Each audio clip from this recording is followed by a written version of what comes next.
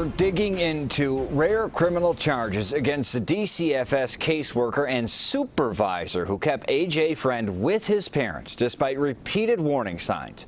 It was under their care that the 5-year-old was killed last year. His parents ultimately charged with his murder.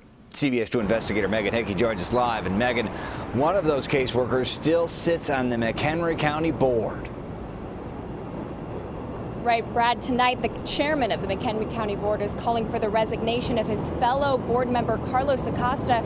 Acosta was the DCFS caseworker assigned to A.J. Freund, and in an unusual move, he could now face jail time in connection with that 5-year-old's death.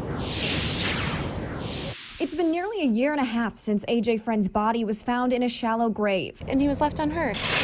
6 months since the home where his parents were accused of beating him to death was torn down. I'd rather kill myself than hurt my child or kill my child. And 2 months since A.J.'s mom was sentenced to 35 years in prison. Now, 54-year-old Carlos Acosta and 48-year-old Andrew Polovin have been charged with 2 felony counts of endangering the life of a child and 1 count of reckless conduct. Both former Department of Children and Family Services, or DCFS, employees were accused of failing to properly investigate allegations concerning A.J.'s treatment, despite concerns raised by police and others. I've been doing this for 30 years, and every now and then there's something about charges being contemplated in different places, but it's very unusual. Cook County Public Guardian Charles Goldberg tells me that in Illinois, this move is unprecedented, at least in recent memory.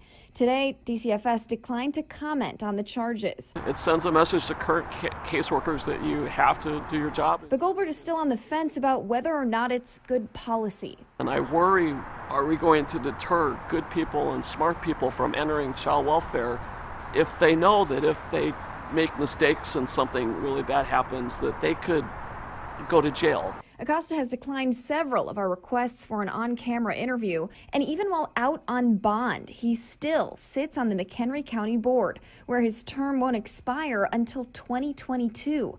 He's holding down the job despite thousands of public calls for his resignation. And today, a call from the County Board Chairman Jack Franks, saying that if the public had the power to remove him, quote, "I have no doubt the consensus would be to do so." That said, neither the county board members nor the voters have the ability to remove Acosta before his term is up. Both Acosta and Polovin were released on $20,000 bond.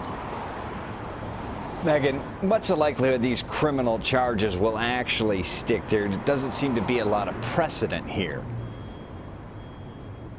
Right, Brad, that's exactly right. It's a tough question because there isn't a lot of case law on this.